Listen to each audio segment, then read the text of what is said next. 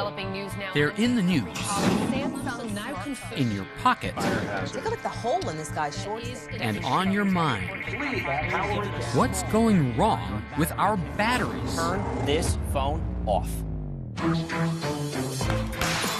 For the last few decades, batteries have powered a revolution in personal electronics, changing our lives.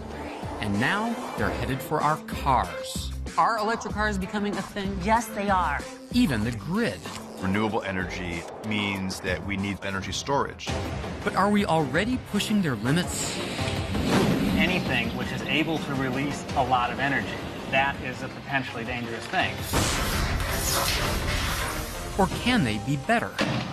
I'm not seeing any fireball. We've got to work with people that want to introduce the true next generation battery. There is definitely a race who will invent the next big battery technology. The deck's stacked against all of us, but the rewards are so big. Can we beat the odds as we search for the super battery? Right now on Nova.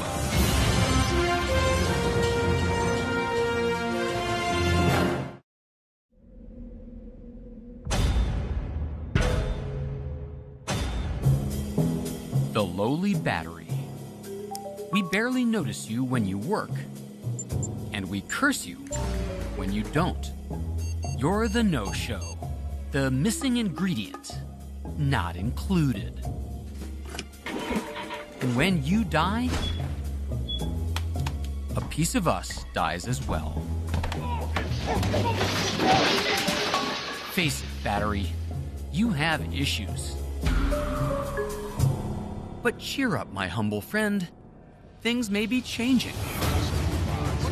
Scientists all over the world are in a race to make you better, to make you powerful, to make you cleaner, to make you cheaper, to make you into a super battery. It won't be easy, but the stakes are huge. Warmer temperatures, more severe storms, higher sea levels. What's causing all this climate change? Scientists virtually all agree.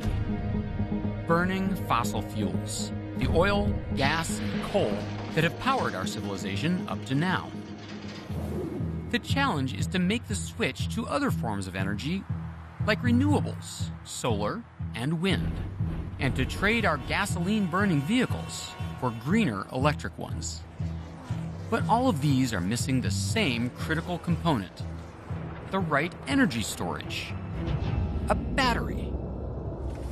Can science transform this Clark Kent of energy into the super storage of tomorrow? I'm David Pogue, and if that perfect future battery exists, I'm gonna find it. Because you never know when you might need one.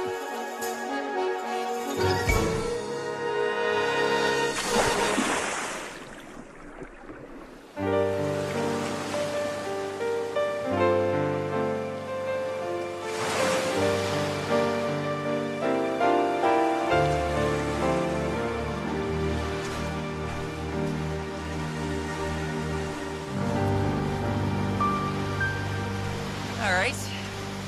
Castaway. Deserted. Nothing to survive with but my wits. Let's take inventory. Luckily, I have a knife. A phone charging cable.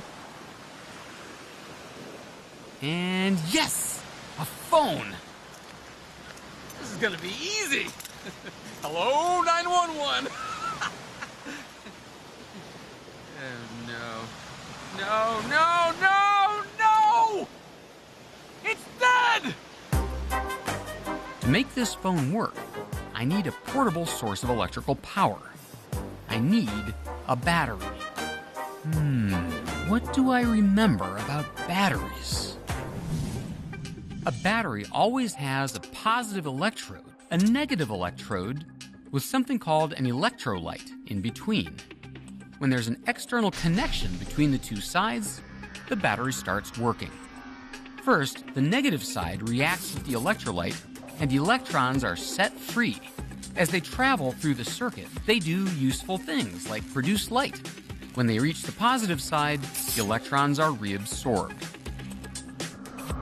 Chemical reactions, where one material gives up electrons to another, are common. That's what happens when a fire burns, or rust forms, or even when you breathe. So building a battery isn't that hard. All you need are the right materials, like the kind of stuff you might find on a beach.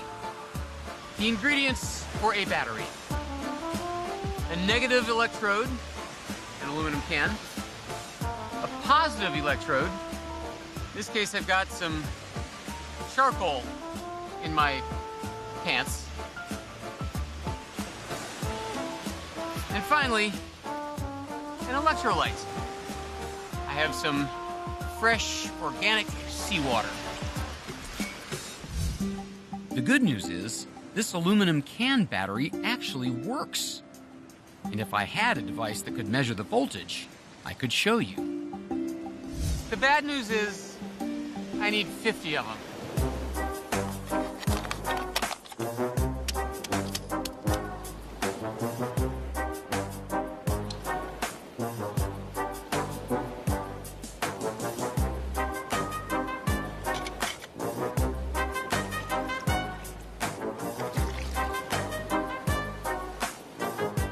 All right, 50 cans, one battery, one dead phone. This is the moment of truth. It's charging! Can I make a call on this thing? 911. Hello? Oh, I'm so happy to hear your voice. Listen, I was on this cruise ship and I fell overboard. I think somebody pushed me, and now I'm on this desert island. I didn't know where I am. Can you... Landmark? Look for a landmark? Oh. Actually, never mind.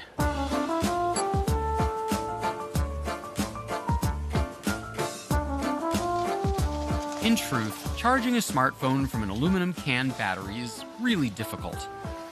My cheap, low-power phone barely let me make one call. But the point is, making a bad battery is easy. Making a good battery, well, that's hard. And I've asked the experts. I don't know if I would call it a super battery, but to get to the next generation of battery, it'd have to be higher energy density. Energy density, which is how much energy you store in a given volume. What that means to the consumer is that you might be able to run that device for a longer period of time. Optimistically speaking, we should be able to double or triple the energy density in the next 10 years. Cost is another factor that is hugely important. Cost is very important. And at the same time, be safe. Safety. Safety and cost, as you can see, can play against each other, right? You can make a very cheap battery, which can be very unsafe. So those are just some of the ones that we look at all the time. And they're not easy things to deliver. So that's a lot to ask of one battery. But finding that battery for electric vehicles may be critical to fighting climate change. Burning fossil fuels, like gasoline, emits carbon dioxide, a greenhouse gas that traps heat, causing warmer temperatures and climate instability.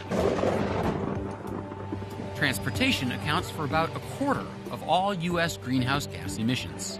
Cars and oil are linked very, very strongly. Something like 67% of oil goes for gasoline, and 90-some% of transportation fuel is gasoline. The whole purpose of electric vehicles is to reduce the amount of carbon footprint, to reduce the amount of emissions. Electric vehicles could be good for the environment, but it's going to take a lot to pry the gasoline nozzle from our hands.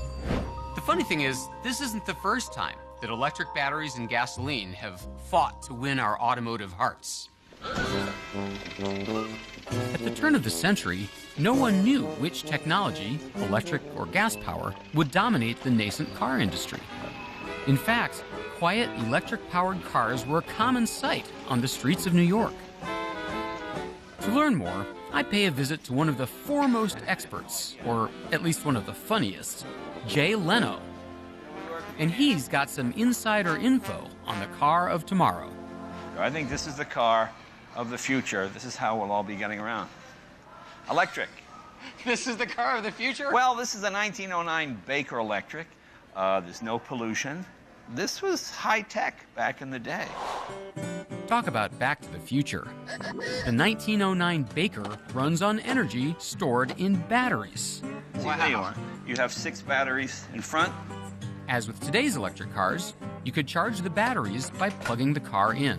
I want to stop at exactly $10. In those days, there were charging stations all over New York City. You want to go for a ride and see what it's like? Yeah, this runs. You don't take it on. Of course it runs. You seem so stunned by it. I like this. You got the user's manual on the seat. That's a good sign. But I show you how sort of maintenance-free these are. All you do is turn the key, and you are, That's the wheel? ready to go. Oh, my God. No way. Even today, it's a great ride. Really quiet. Just the hum of an electric motor. But back then, electric cars still lost out. Their batteries weren't dependable, and many were recalled. By the time the problems had been sorted out, a former Detroit Edison employee, Henry Ford, had unleashed the extremely affordable, gasoline-powered Model T. A few years later, one of its big drawbacks, the hand-crank starter, was replaced with an electric one. That, and the growing availability of cheap gasoline in rural areas that lacked electricity, eventually sealed the deal. Today, thanks to climate change, electric cars are getting another shot. Success probably depends, once again, on the battery. The best version we've managed so far is probably the one in your pocket, the battery in your phone, which uses the element lithium. Hoverboard is on fire. And you also may have heard they can be dangerous. I am, Mom. This happened at a gas station in Kentucky when his e-cigarette battery exploded, literally lighting his pants on fire. This morning, technology giant Samsung planning a massive recall. Then, of course, there's the Samsung recall of over 2.5 million cell phones because of lithium battery fires. So, if it can be so dangerous, why lithium? What makes that element both the belle of the battery ball and, at times, a fiery mess?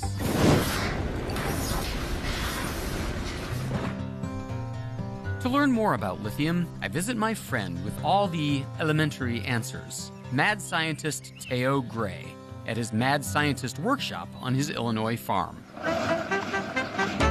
Nice! In the past, Theo has shown me the power of the elements. Oh, the humanity! So what's the story on lithium? Seems like once you start digging into the battery world, you hear about lithium a lot. So what is lithium? Yeah, so lithium is an element that, happens to have properties that make it extraordinarily well suited for delivering a lot of electrical power in a very small, light package. And I'm guessing because we're in stormtrooper outfits that it's something dangerous. It is able to contain and release a lot of energy. And any time you have anything which is able to release energy, that is a potentially dangerous thing. Theo tells me you can learn a lot about lithium just by looking at its place on the periodic table. High up means it has a low atomic weight. That means lithium doesn't weigh much. Which is, a great thing if you're trying to make a battery to fly a drone or just to have something that gives you, a lot of power and doesn't weigh very much. In fact, even though it's a metal, it floats on water. Oh, it's silver. Pretty. Thank you. You notice again, it weighs nothing. Wow. Theo also points out that lithium sits on the far left of the table, in the column called the alkali metals. Compared to other elements, they readily give up an electron, exactly what you want for the negative electrode in a battery. The lithium in my hand is doing just that, giving up an electron to oxygen in the air, creating the blackish lithium oxide on its surface. Theo, would we call this oxidizing? It is oxidizing. It's basically rusting. It is the exact same reaction as rust forming. It's just that, iron rust is kind of a reddish, flaky thing. Lithium rust is this kind of black coating. When Teo whips out some lithium foil, I get an even better look at the oxidizing process, thanks to the foil's greater surface area. Yeah, you see it's darkening? It's tarnish. It's like tarnish. And that's more or less the same reaction that would happen inside the battery, except inside the battery it's happening in a very controlled way. Wow, now it's not shining pretty anymore. And I bet it's getting hotter, too. It's super hot. The lithium foil reacts quickly in the air, but if you really want to see it in action, try water.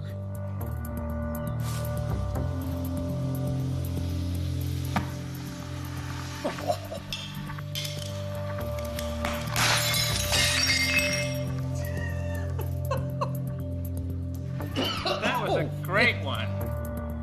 Lightweight and willing to give up electrons easily, lithium is nearly a perfect metal for use as the negative electrode in a battery. But it turns out there's a big problem if you want that lithium metal battery to be rechargeable. Remember the 3 parts to a battery? Okay, I left some things out. In a lithium metal battery and many others, there's a separator, like a piece of plastic, to keep the electrodes apart, because if they touch, more on that later. That separator isn't completely solid, and here's why.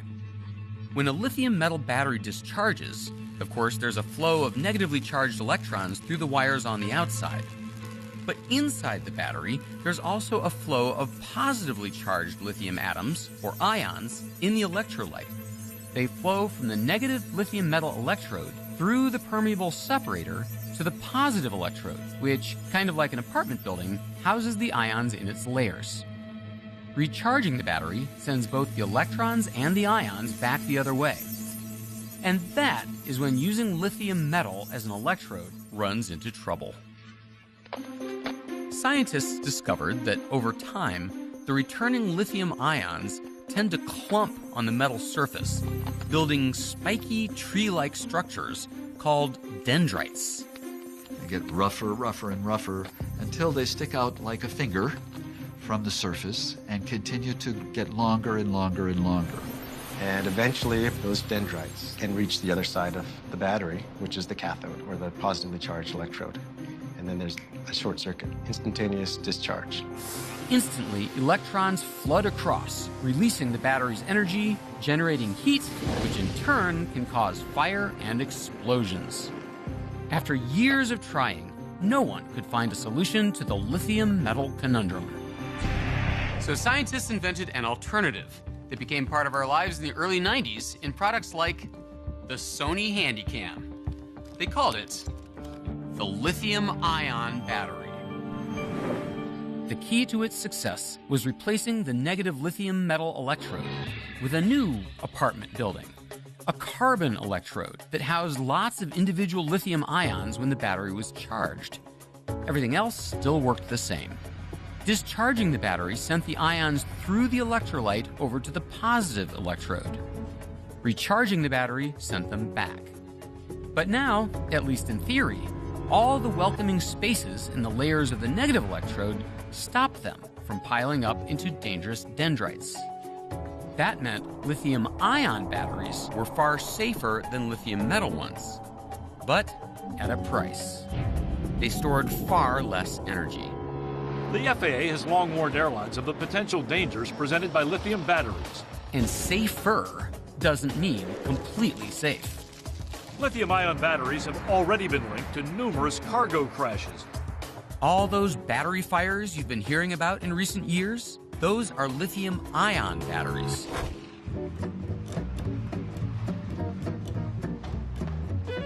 To learn more about what really goes into a lithium-ion battery, I traveled to Ann Arbor to check out the University of Michigan's Battery Lab, part of its Energy Institute.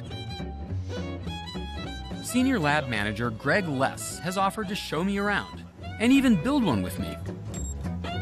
Turns out, lithium-ion batteries come in different shapes. Okay, so this we've seen before. This is like a watch battery. Right. This is a little bigger than a standard AA. Absolutely. That's a 18650, and you might find that in a rechargeable power tool, an older model laptop, or the Tesla Roadster. But I've never seen this in a power tool. Well, no, there's actually a bunch of them in there, maybe 6 or 7, put together in series inside of that brick that you plug into the bottom of the tool. Oh, okay. And this, what, for a phone? Or? Yep, you'd find a battery like that either in your phone or a laptop or a tablet computer device. And you actually made all of these in this room? Yes, we sure did. That's cool. Walk me through it, good sir. I happily will. Greg gives me a whirlwind tour of the process of making an 18650. He mixes up the ingredients for the electrode material, which gets baked onto foil and sliced into smaller rolls. Then we enter through an airlock into a special low-humidity dry room. Any moisture from water inside a lithium-ion battery harms the electrolyte. Once inside, here we go. We put the rolls on this crazy machine, which winds them together with a roll of plastic separator into a jelly roll. Let's take a closer look. So we have a top layer that's the separator. Yep. And pull that off. Then we have our copper and graphite negative electrode. Another layer of separator here. And then the positive electrode layer that we made together of lithium, nickel, manganese, cobalt oxide.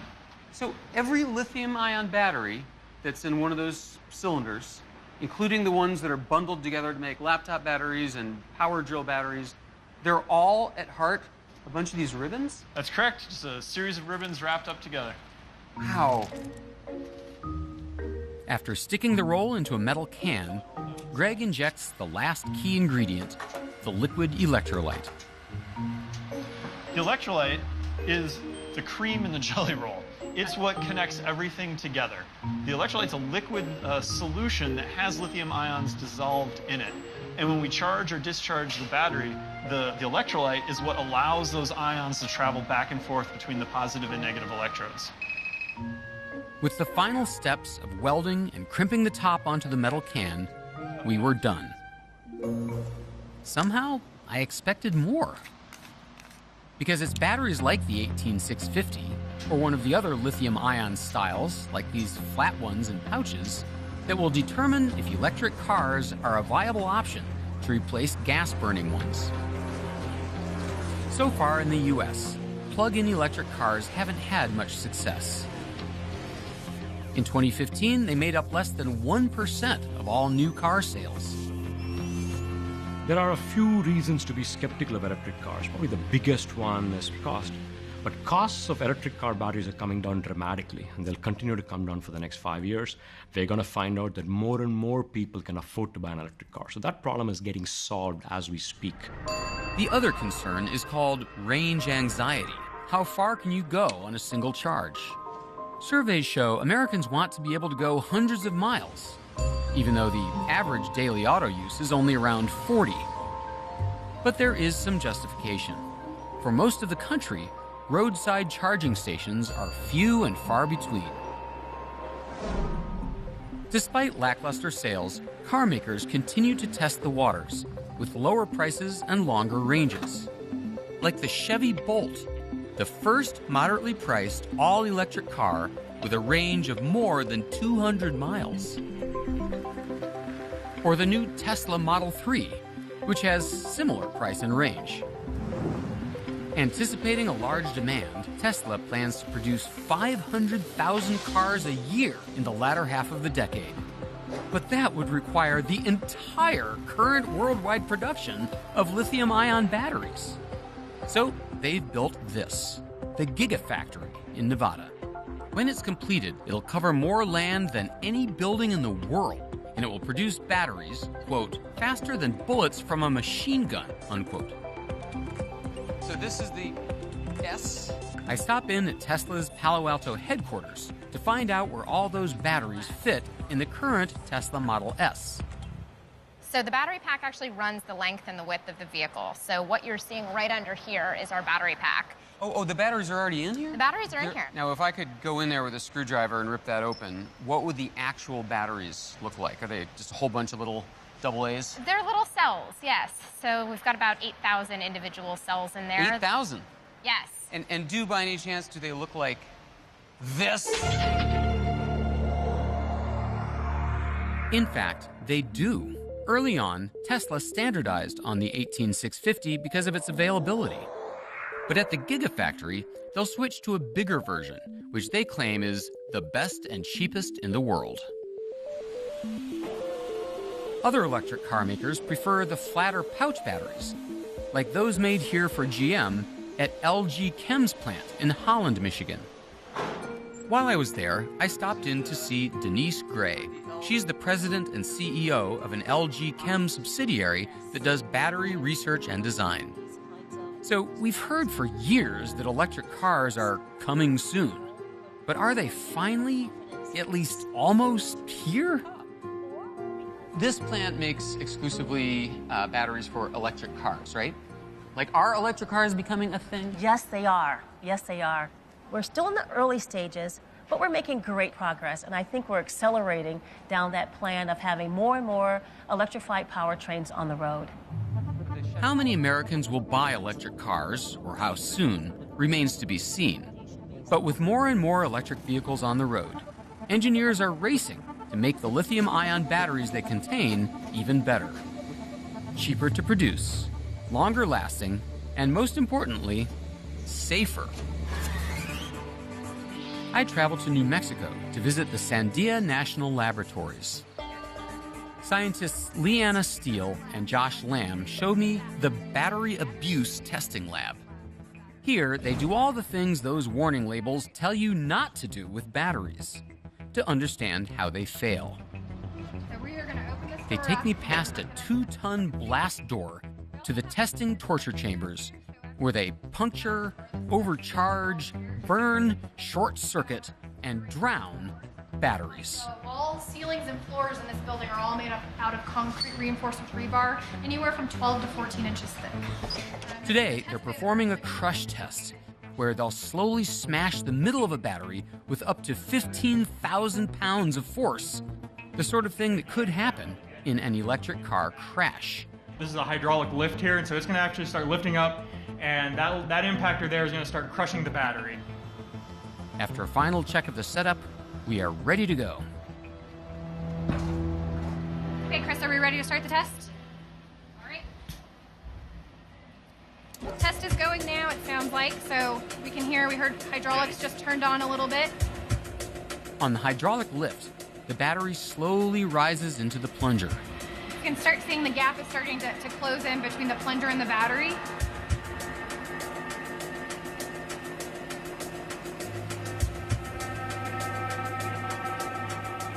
You can see the plunger is crushing the inner battery cells a surprising amount, still with no reaction. But we're getting close. So you'll start hearing some hissing. That's the battery venting when it actually starts to go into failure.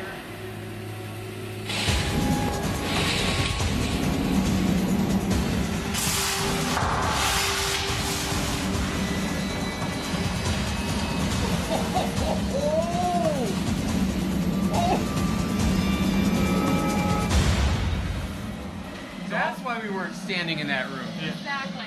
So all that energy that's stored in that battery, it's just discharging all at once. When a lithium-ion battery cell uncontrollably overheats, it's called thermal runaway. Leanna and Josh break it down for me.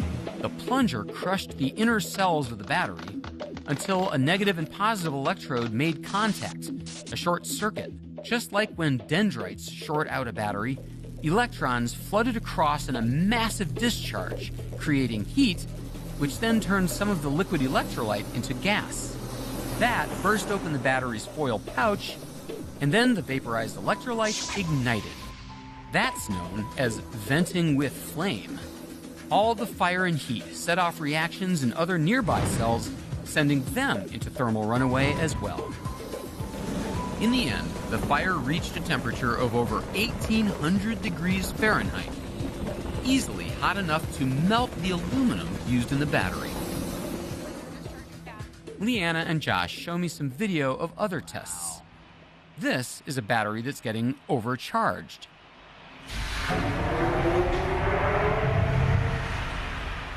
And this is a nail going into the center of a group of 18650s. The center cell fails, gradually taking down the rest of them with it.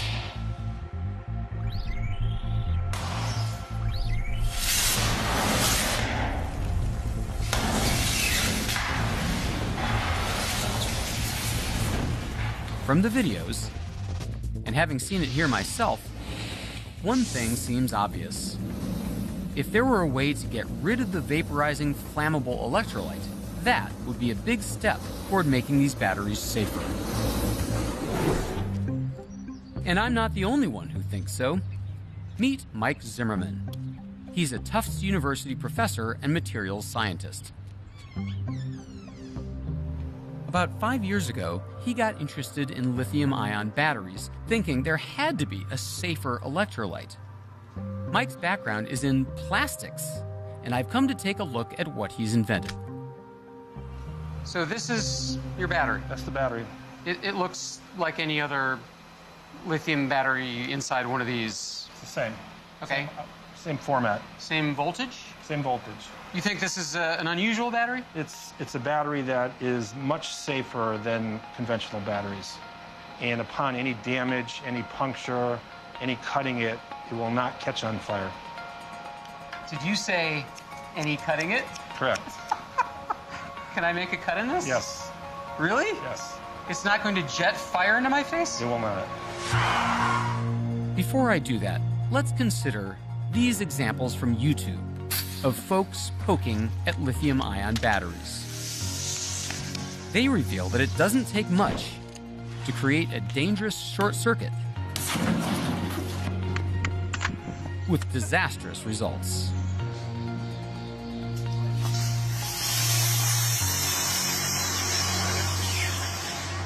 And now, is it my turn?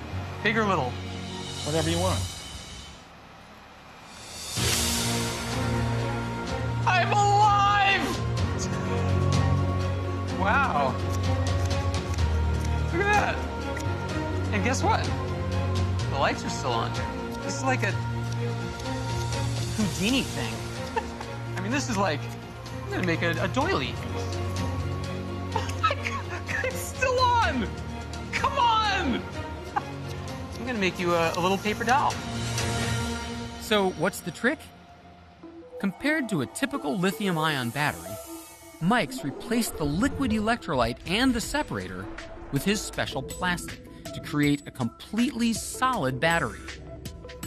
Unlike the liquid electrolyte, which easily catches fire, Mike's plastic is flame retardant. And even though it's solid, amazingly, it allows lithium ions to pass through it at a rate equal to or better than the current liquid electrolytes. And here's the best part. The plastic physically prevents dendrites from shorting out the battery. That means that Mike can go back to a lithium metal negative electrode, potentially doubling his battery's energy density. Here's another demo using an iPad, with its original battery removed, and in its place, one of Mike's that's even bigger than the last one cut to pieces. And I'm going to stick a screwdriver through it, like you saw in those YouTube videos. Here we go. So far, I'm not seeing any fireball. Okay, you've done it. You've made a battery that doesn't explode when pierced. At the very least, I would expect to see some smoke. I would expect to feel some heat. There's nothing. Yeah, it's because of the solid plastic electrolyte. It's not flammable, and it's very insulative. It doesn't get too hot, and it doesn't burn. And it keeps working. Well, that was an unintended consequence. Can I do it again? My mortgage is too high, and the tax rates are insane, and I dented my fender. right, now it's not going to turn on now. Oh, come on! Come on!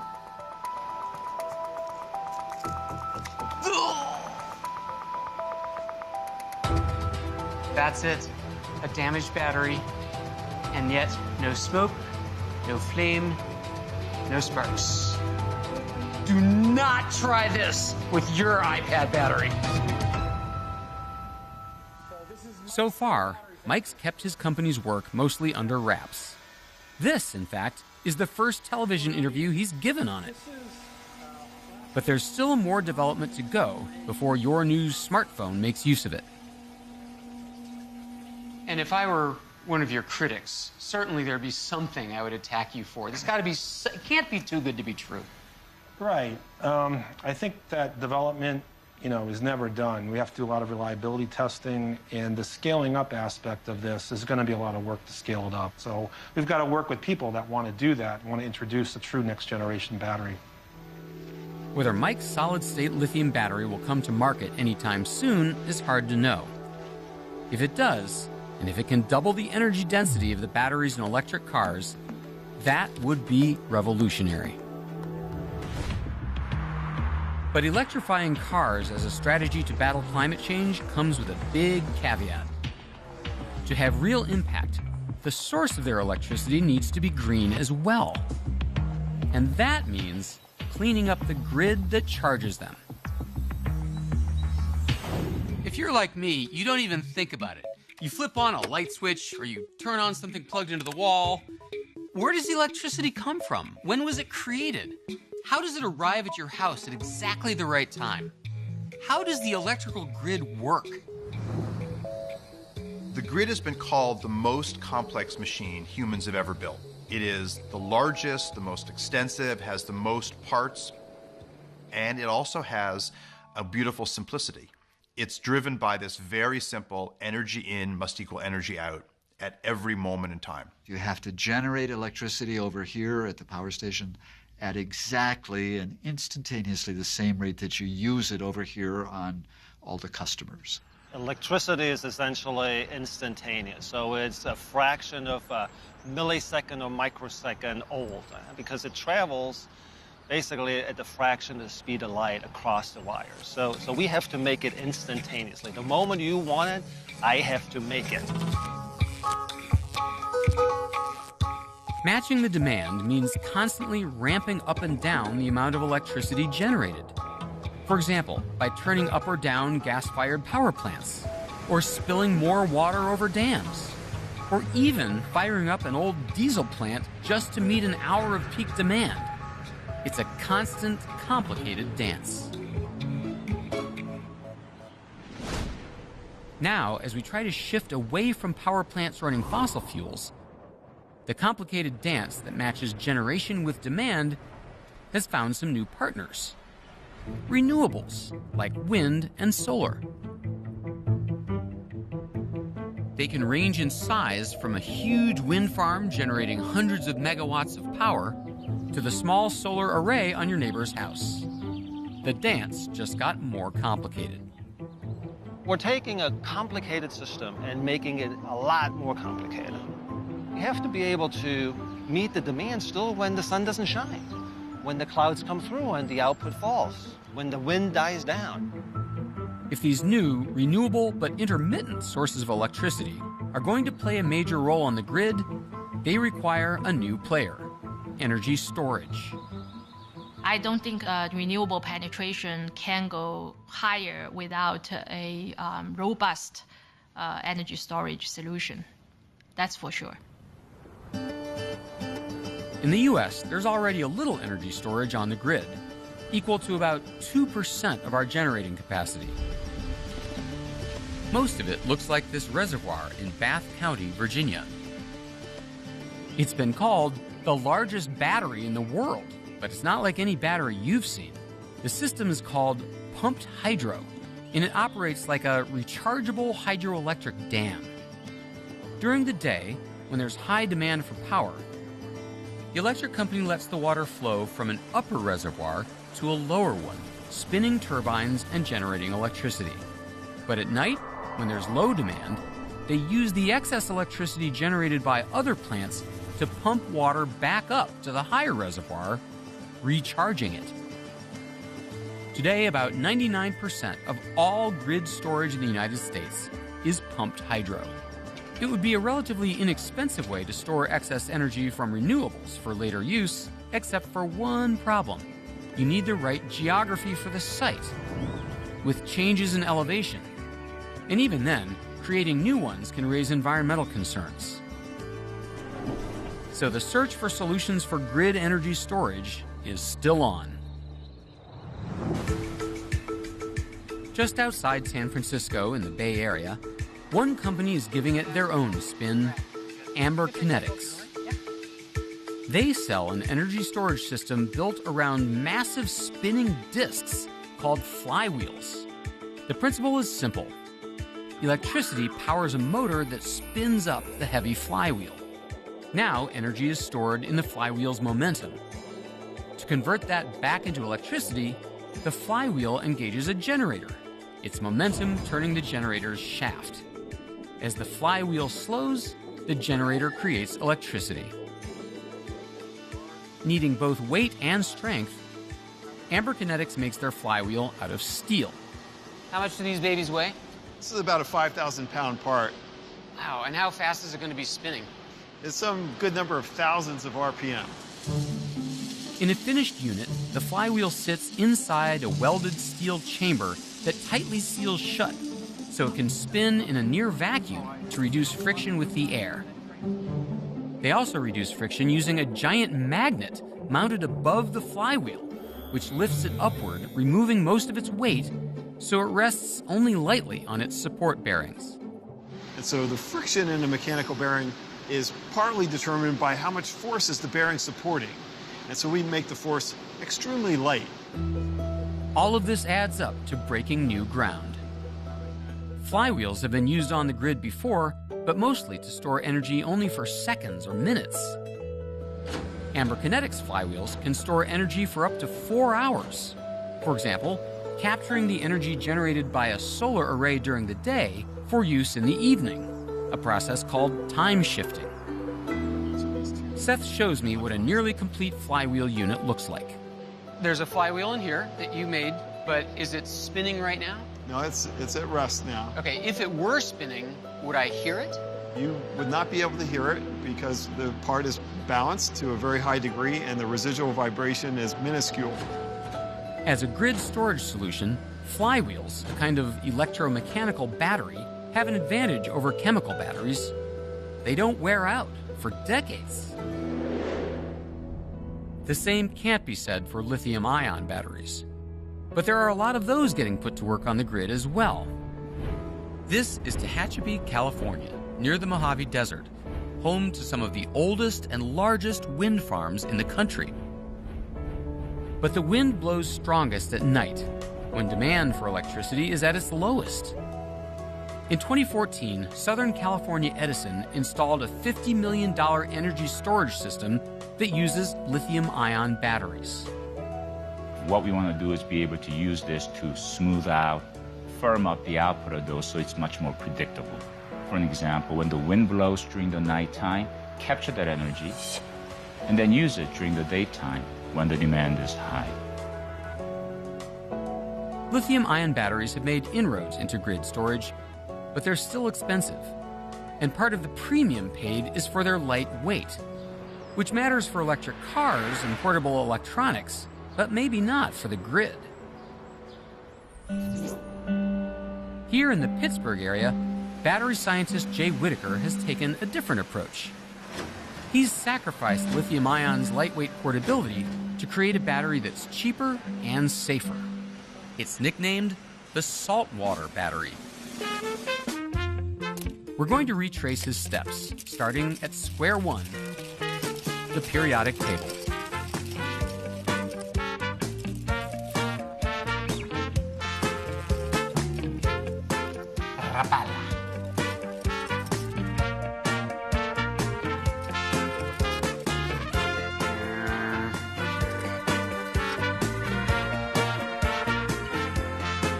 All right, so these are the elements that make up our world. which elements can you use to make a battery? Really, almost any of them. If they have any reaction potential at all, you can make electrodes out of them and they will store energy. That's not that hard. But that's not really the question you want to ask, right? You want to ask which of these elements can we use to really scale large, like really big energy storage to solve the world's problems, right? And to answer that question, we really get rid of most of this. Like this is gone. We slide this out. And then we start thinking about what's called crustal abundance. Crustal abundance? Crustal abundance. Crustal abundance is an estimate of the availability of an element in the Earth's outer layer, its crust. The higher the percentage, the more available it is, which translates into cheaper, and probably better for the environment since it's more common. So if you can pick from crustally abundant materials or elements, you're probably going to have the best shot at having a low-cost, environmentally safe battery. I'm always in favor of crustally abundant. So silicon, these will not surprise you. You have carbon, you have hydrogen, you have zinc. These are in no particular order, but you'll recognize all of them. They're very common materials. They make up our everyday life. Oxygen, and a couple really important ones. You've got sodium, which is obviously everywhere in the ocean. You've got potassium, which is a heavy biological factor, and lithium, which you might not think is crustally abundant, but actually is. And these were the ones that I started looking at 2007 when I was trying to figure out what elements I would use to put together in any which way to create something that was going to be functional.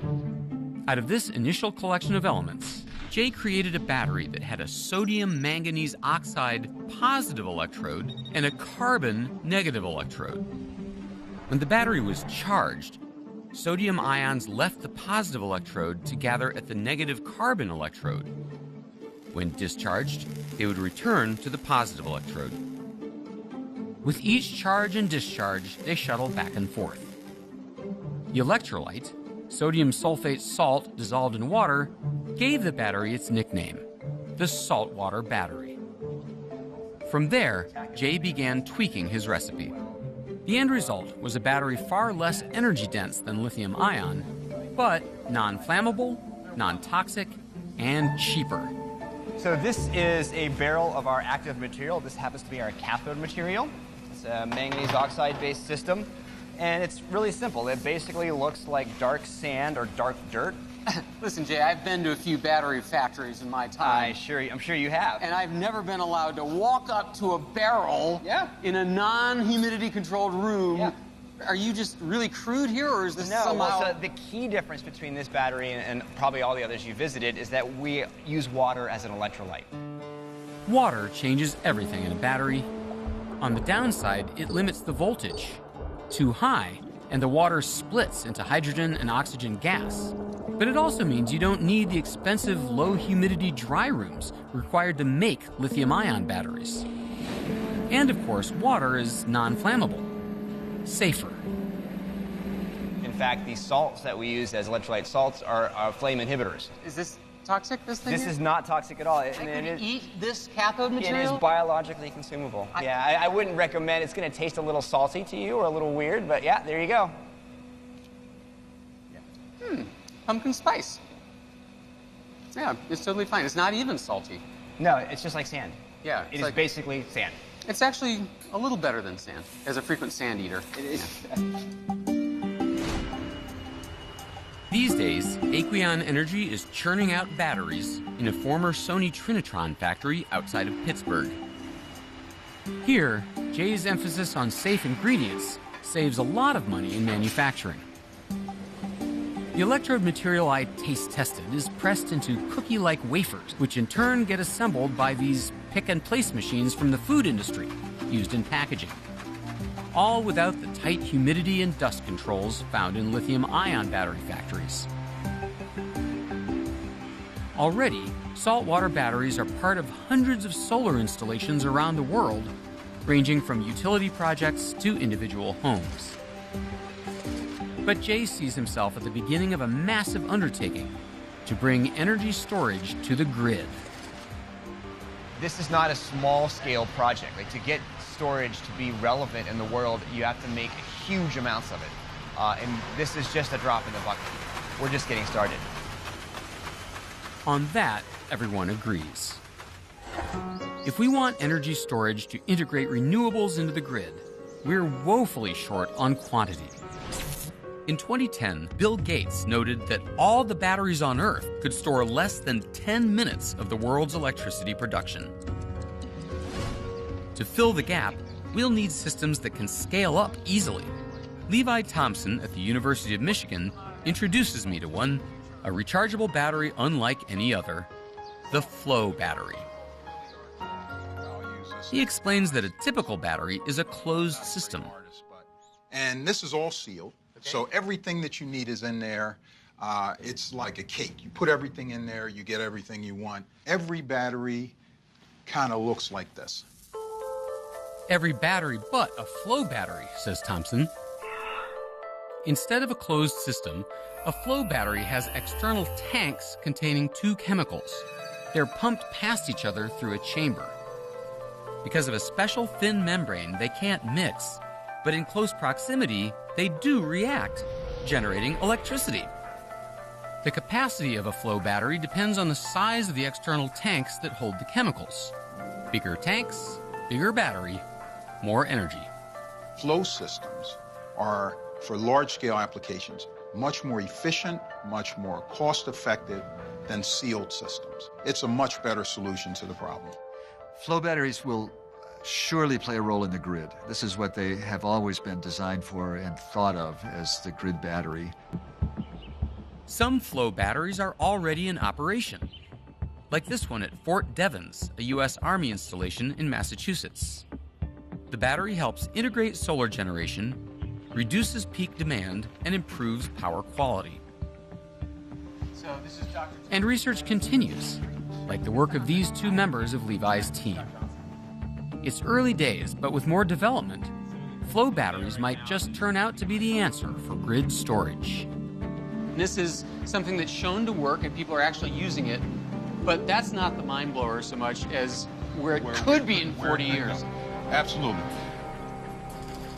Flow batteries are perhaps the newest exciting entrant, but I would expect over the next decade there's going to be a whole series of these new exciting entrants into the field.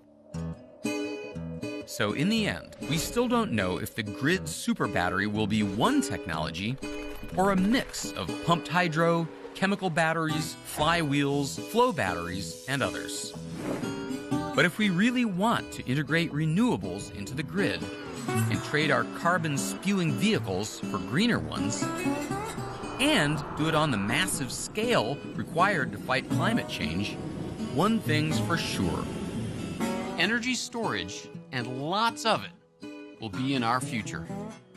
And so will the ongoing search for the super battery.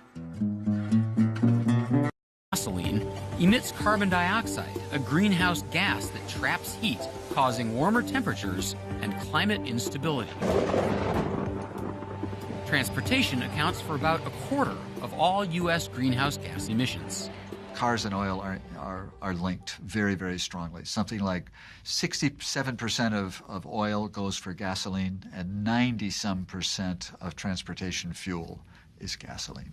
The whole purpose of electric vehicles is to reduce the amount of carbon footprint, to reduce the amount of emissions.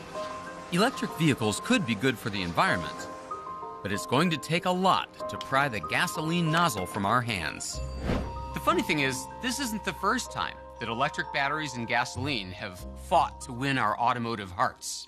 At the turn of the century, no one knew which technology, electric or gas power, would dominate the nascent car industry. In fact, quiet electric-powered cars were a common sight on the streets of New York. To learn more, I pay a visit to one of the foremost experts, or at least one of the funniest, Jay Leno. And he's got some insider info on the car of tomorrow. I think this is the car of the future. This is how we'll all be getting around. Electric. This is the car of the future? Well, this is a 1909 Baker Electric. There's no pollution. This was high-tech back in the day. Talk about back to the future. The 1909 Baker runs on energy stored in batteries. Wow. There you are. You have 6 batteries in front.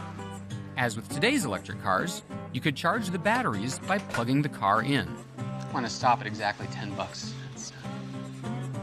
In those days, there were charging stations all over New York City. You want to go for a ride and see what it's like? Yeah, this runs? You don't take it on. Of course it runs. You seem so stunned. Oh, no. No, no, no, no! It's dead! To make this phone work, I need a portable source of electrical power. I need a battery. What do I remember about batteries? A battery always has a positive electrode, a negative electrode, with something called an electrolyte in between. When there's an external connection between the two sides, the battery starts working. First, the negative side reacts with the electrolyte, and the electrons are set free. As they travel through the circuit, they do useful things like produce light. When they reach the positive side, the electrons are reabsorbed. Chemical reactions, where one material gives up electrons to another, are common. That's what happens when a fire burns, or rust forms, or even when you breathe. So building a battery isn't that hard. All you need are the right materials, like the kind of stuff you might find on a beach. The ingredients for a battery: a negative electrode, an aluminum can, a positive electrode. In this case, I've got some charcoal in my pants. And finally, an electrolyte. I have some fresh, organic seawater. The good news is, this aluminum can battery actually works. And if I had a device that could measure the voltage, I could show you. The bad news is, I need 50 of them.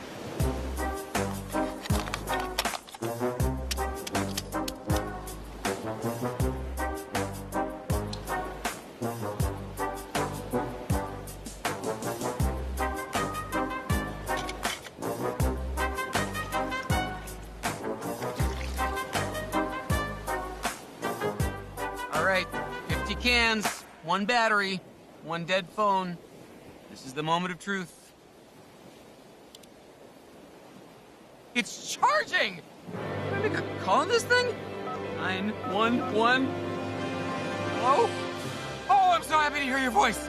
Listen, I was on this cruise ship and I fell overboard. I think somebody pushed me, and now I'm on this desert island. I didn't know where I am. Can you... Landmark? Look for a landmark? Oh. Actually, never mind.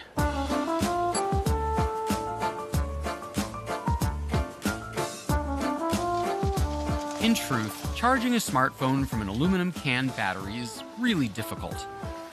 My cheap, low-power phone barely let me make one call. But the point is, making a bad battery is easy. Making a good battery, well, that's hard. And I've asked the experts. I don't know if I would call it a super battery, but to get to the next generation of battery, it'd have to be higher energy density. Energy density, which is how much energy you store in a given volume. What that means to the consumer is that you might be able to run that device for a longer period of time. Optimistically speaking, we should be able to double or triple the energy density in the next 10 years. Cost is another factor that is hugely important. Cost is very important. And at the same time, be safe. Safety. Safety and cost, as you can see, can play against each other, right? You can make a very cheap battery, which can be very unsafe. So those are just some of the ones that we look at all the time. And they're not easy things to deliver. So that's a lot to ask of one battery. But finding that battery for electric vehicles may be critical to fighting climate change.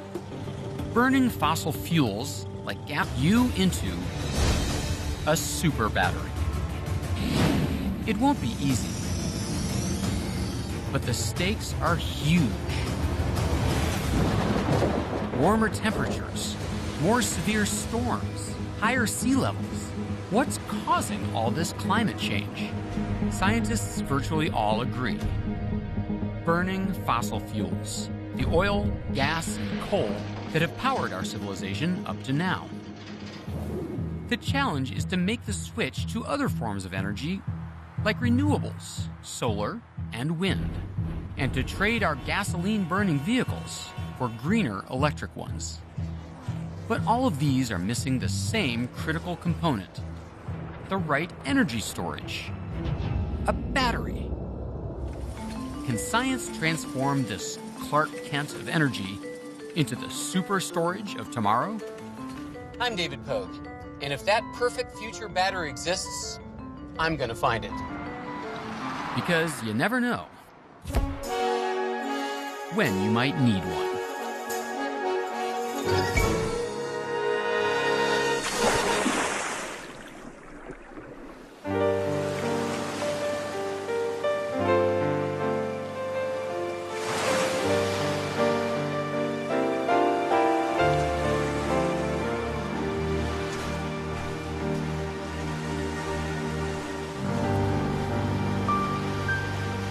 All right. Castaway. Deserted. Nothing to survive with but my wits. Let's take inventory. Luckily, I have a knife. A phone charging cable. And yes, a phone. This is gonna be easy. Hello, 911. Developing news now. They're in the news, Samsung now confirms. in your pocket, Take a look at the hole in this guy's shorts. and on your mind. What's going wrong with our batteries? Turn this phone off. For the last few decades, batteries have powered a revolution in personal electronics, changing our lives.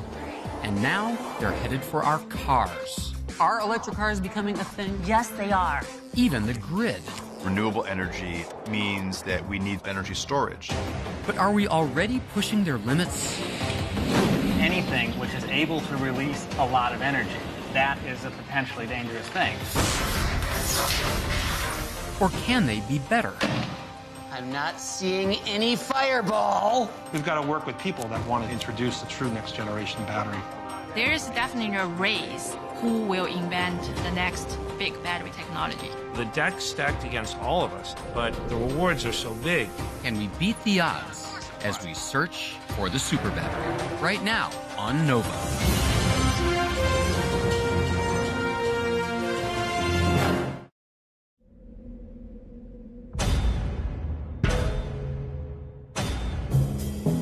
The lowly battery.